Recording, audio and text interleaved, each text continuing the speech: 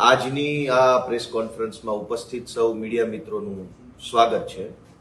ગઈકાલે 2 જુલાઈ 2026ના રોજ અમારા ધારાસભ્ય અને ગુજરાતના સૌ યુવાનોના લોકપ્રિય નેતા આદિવાસી સમાજના યોદ્ધા ચૈતરભાઈ વસાવાના સમર્થનમાં સામાજિક રાહે ડેડિયાપાડામાં એક મોટા કાર્યક્રમનું આયોજન થયું. ગુજરાતભરના લોકોએ જોયું કે કેટલી વિશાળ સંખ્યામાં સ્વયંભૂ આદિવાસી સમાજના યુવાનો, વડીલો, માતાઓ, બહેનો હાજર રહી અને ચૈતરભાઈ સાથે થઈ રહેલ અન્યાય અત્યાચારની સામે અવાજ ઉઠાવ્યો.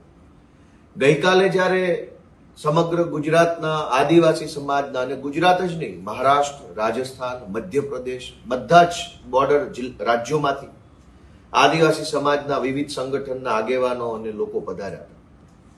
જેવો આદિવાસી સમાજ જાગૃત થયો કે તરત જ સરકાર ઉપર દબાણ આવ્યું અને ગઈકાલે જ હાઈકોર્ટમાંથી સુખવંતીબેન બલિરામભાઈ વસાવા એમને જામીન મળ્યા.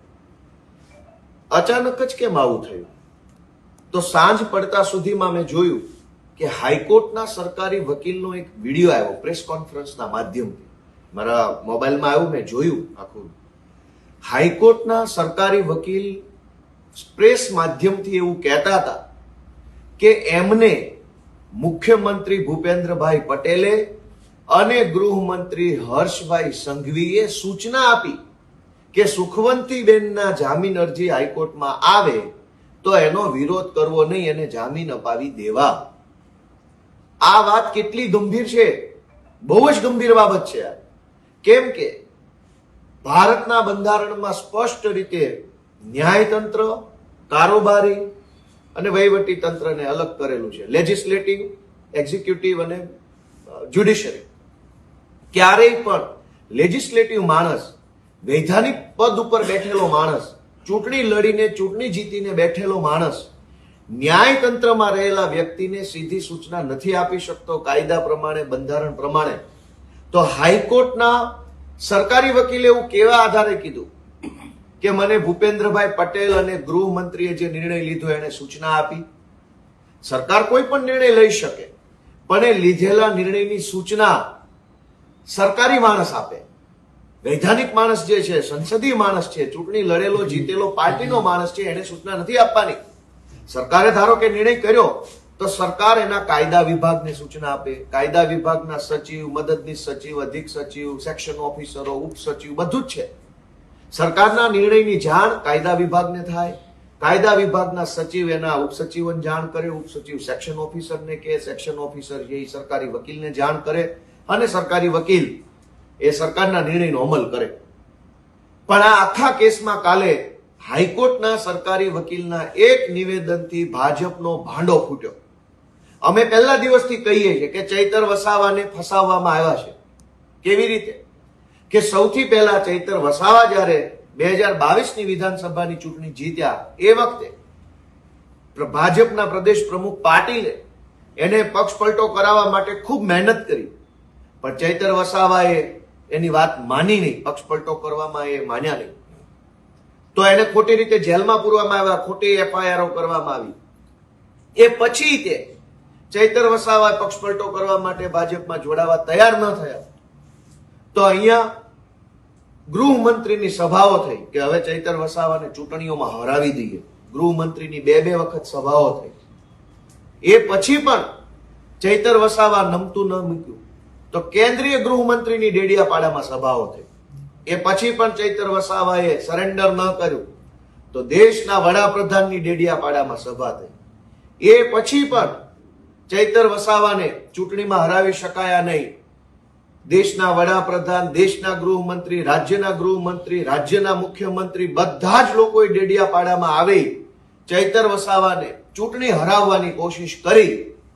પણ ચૈતર વસાવાની લોકપ્રિયતા એટલી બધી અભૂતપૂર્વ છે કે આખી નર્મદા જિલ્લા પંચાયતની અંદર એક તરફી મતદાન કરી ચૈતરભાઈના નેતૃત્વમાં જિલ્લા પંચાયત બનાવી આપી.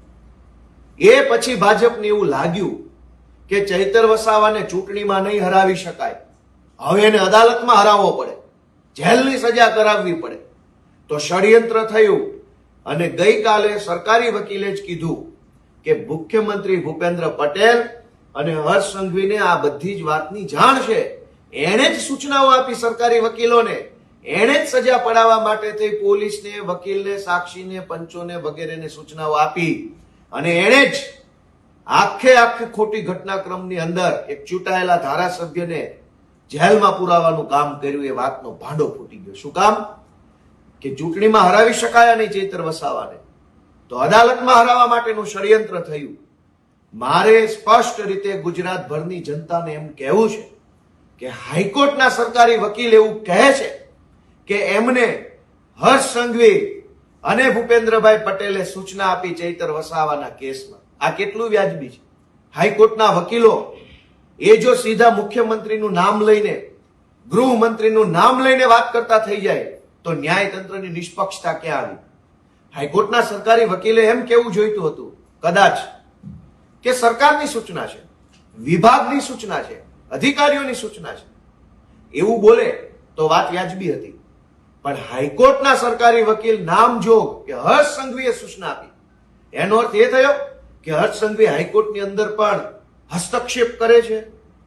કોર્ટ કચેરીના કામકાજમાં ભૂપેન્દ્રભાઈ અને હર્ષ સંઘવીનો હસ્તક્ષેપ છે, આવો અર્થ કાઢવાનો.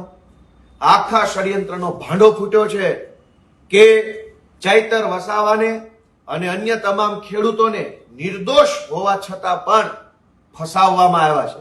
અને હર્ષ સંઘવીએ સૂચના આપી તો એક સુખવંતીબેન છૂટ્યા, તો હર્ષ સંઘવીએ બીજા બધાની સૂચના કેમ ન આપી?